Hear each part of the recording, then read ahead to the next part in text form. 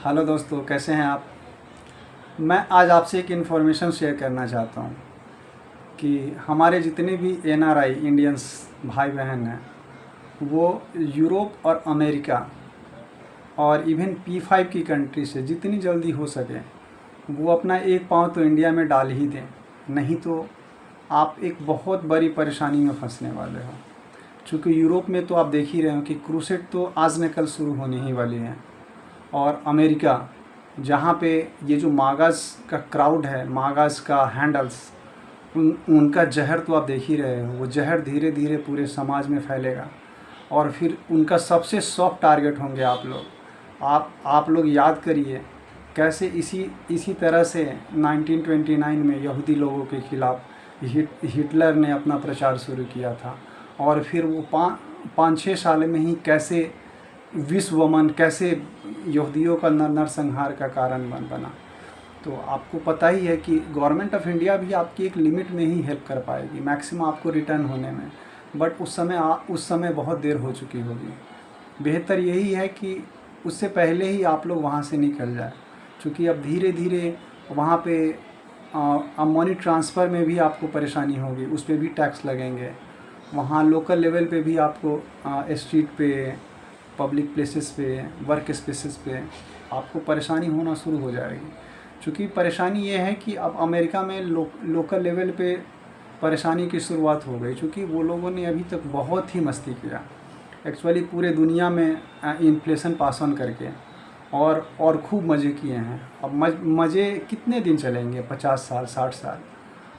अब वो अंत होने की तरफ आई है। तो जब अंत होगी तो आप बहुत सारे सोसाइटीज़ में, समाज में परेशानी शुरू हो जाएगी।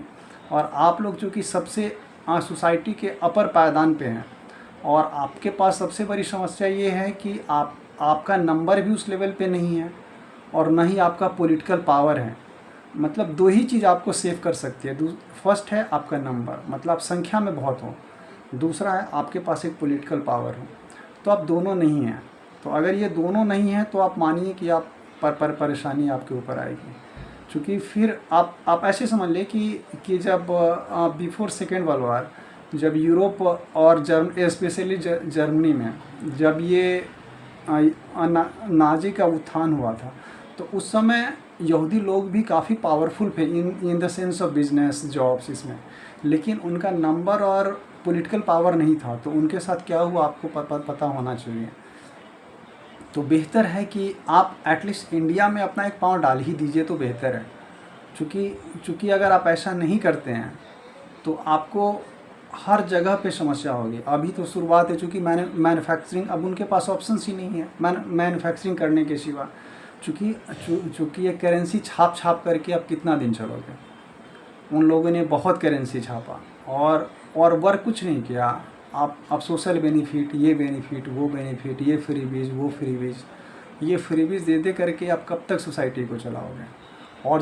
और जब दूसरे कंट्री ने आपके सेविंग्स में, आपके फेड में अपना सेविंग्स पार करना बंद कर दिया, तो फिर आपके पास ऑप्शंस भी नहीं है उनके अमेरिकन गवर्नमेंट के पास, यूरोपियन गवर्नमेंट के पास, कि वो ज़्यादा करेंसी छाप सकें। क्योंकि अब कुछ भी छापेंगे तो उनकी अपनी कंट्री में ही इन्फ्लेशन शुरू हो जाएगी, और जब इन्फ्लेशन शुरू होगी तो उनका लोकल लेवल पे परेशानी हो जाएगी। और अभी आप देखिए, चूँकि अब उन लोगों के साथ समस्या है कि मैन्युफैक्चरिंग शुरू करना है तो वो लोग कुछ बना ही नहीं पा रहे हैं। क्योंकि उनका जो वेज बहुत हाई है। आप एक साबुन भी बनाते हो, पेन भी बनाते हो, जुराब भी बनाते हो, तो आप कैसे करोगे। उसकी कॉस्टिंग बहुत ज़्यादा हो जाएगी। अब ऐसे माने कि जो पेंसिल इंडिया 10 रुपये में बना सकती है, उसी पेंसिल को अमेरिका बनाएगा तो 200 रुपये होगी। उसको ख़रीदेगा कौन। जो साबुन यहाँ पे मैन्युफैक्चरर जो 50 रुपये में बना सकता है, अगर उसको अमेरिका बनाएगा या यूरोप बनाएगा तो वही साबुन वो 500 रुपये हो जाएगी पर टिकिया। तो फिर उसको ख़रीदेगा कौन। इवन उनके अपने लोग भी नहीं खरीद पाएंगे। अब जब अपने लोग भी नहीं खरीद पाएंगे तो फिर उनको अब ऑप्शंस है नहीं। पेपर तो, करेंसी तो छाप नहीं सकते हैं। तो अब उनके साथ ये है कि मैन्युफैक्चरिंग लाना है तो उनका अपना करेंसी का जो वैल्यूज़ हैं, जो आर्टिफिशियल रूप से बढ़ाएगा, उसको डाउन करना पड़ेगा। और जब डाउन होगी तो वो लोकल लेवल पे उसका ट्रिकल डाउन होगा। क्योंकि बहुत सारे जॉब्स जाएंगे। लोग जो अमीर अपने आप को हैं मानते हैं, वो एक ही झटके में गरीब बन जाएंगे। जब गरीब बनेंगे तो सबसे सबसे पहले वो देखेंगे कि जो ये किसके कारण हम गरीब बने हैं, तो आपको पहले आप लोगों को ही टारगेट करेंगे, क्योंकि आप सोसाइटी में सबसे अपर लेवल पे एज ए फाइनेंशियली। क्योंकि एनआरआई इंडियंस के साथ सबसे अच्छी बात क्या है कि वो लोग अपने बच्चे को पढ़ाने पे बहुत ध्यान देते हैं, अपना फैमिली स्ट्रेंथ पे बहुत ध्यान देते हैं, और वो अपने करियर में भी बहुत आगे हैं। लेकिन नंबर नहीं है आपके पास, अगर नंबर नहीं होंगे और पॉलिटिकल पावर भी नहीं है तो फिर आपको बचाएगा कौन। आप ऐसे ही याद कर लीजिए ईदी अमीन जो युगांडा में क्या हुआ था आप लोगों के साथ। आप युगांडा में आपके पास फाइनेंशियल पावर था, आप इवन नौकरी में भी आपके पास बहुत पावर था, इवन आप अपने युगांडा की सोसाइटी के ये अपर लेवल पे थे आप, लेकिन आपके पास पॉलिटिकल पावर नहीं था और आपके पास नंबर नहीं था। तो ईदी अमीन ने आपको एक झटके में निकाल दिया, एक झटके में। एक इंडियन को वहाँ से एक डेडलाइन दिया कि इतने तारीख को निकलना है, तो सबको ही वहाँ से निकलना ही पड़ा, क्योंकि ऑप्शंस नहीं होते हैं। आप इवन इंडिया में देख लीजिए, इंडिया में कश्मीरी पंडित सोसाइटी के बहुत अपर था, और इवन वो लोग जॉब्स में भी बहुत अपर थे, पैसे भी बहुत थे उसके पास, लेकिन पॉलिटिकल पावर नहीं था और नंबर नहीं था। जब ये दोनों आपके पास नहीं होंगे फिर आपको बचाएगा कौन। वही पुलिस थी, वही कोर्ट था, वही जुडिशरी थी।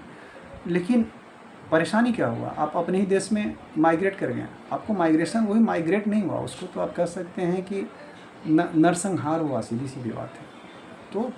तो वही हाल यूरोप और अमेरिका में भी आप लोगों के साथ हो सकती है। और गवर्नमेंट ऑफ इंडिया पावरफुल रहेगी, बट इस लेवल पे नहीं रहेगी। हर एक लोकल लेवल पे जा कर के आपको कुछ सपोर्ट कर सकते। मैक्सिमम वो ये कर सकती है कि आप लोगों को वहाँ से निकालने में सहयोग दे सकती है। लेकिन बेहतर है उस समय भागने से बेहतर है कि अभी हम निकलें धीरे धीरे करके। और नहीं तो अपना जो भी आपके पास, जो भी आपको डॉलर में या यूरो में जो भी आपके पास सेविंग है, उसको आप रुपये में पार करें, ताकि आपको बाद में समस्या ना हो। चूँकि एक साल के अंदर आप देखिएगा कि रुपये की वैल्यू बहुत अप हो जाएगी कंपेरिजन में डॉलर। आप 2030 तो भूल जाइए, 2027 मतलब 2027 से पहले ही आप देखिएगा कि रुपये और डॉलर का वैल्यूज़ में आपको बहुत फ़र्क आ जाएगा। जो भी 89 है, 87 है, वो आप 50-60 के आसपास आ जाएंगे। फिर बचेगा क्या? फिर ऑप्शंस नहीं होंगे आपके पास। आपके पास एक ही ऑप्शंस है, घर आजा परदेसी, तेरा देश बुलाए रे, घर आइए। और अगर आपके पास एक सेकंड ऑप्शंस भी है, आप इंडिया में नहीं आ सकते हैं, ठीक है, इंडिया में आ जाइए, लेकिन आप दुबई चले जाइए। यूएई को भी आप अपना सेकंड होम भी समझिए, क्योंकि यूएई आपकी मोस्ट ऑफ द परेशानी वहाँ पे सॉल्व हो सकती है, क्योंकि आप वहाँ पे आपको लाइफ स्टाइल भी एज ए यूरोप अमेरिका की तरह ही मिलेगा, और घर इंडिया जैसा। तो फिर आप विन सिचुएशन में रहेंगे। तो बेहतर है, मैं आपसे अपील करूँगा कि आप लोग आ जाएं। ये आप ये ना समझें कि कोई और आपको बचाएगा, कोई नहीं बचाएगा। आपको खुद ही देखना पड़ेगा। मतलब आप अगर बचना चाहते हैं इन परेशानियों से, और वो परेशानी ऐसा नहीं होगा कि आपके सिर्फ जो कमाई है वो लूटा जाएगा, आपकी फैमिली पे भी आएगी। हो सकता है आप मारे जाएं, हो सकता है आपकी फैमिली में कुछ लोग इस हिंसा का भेंट चढ़ जाए। तो बेहतर है कि आप समझिए और घर आइए। Thank you.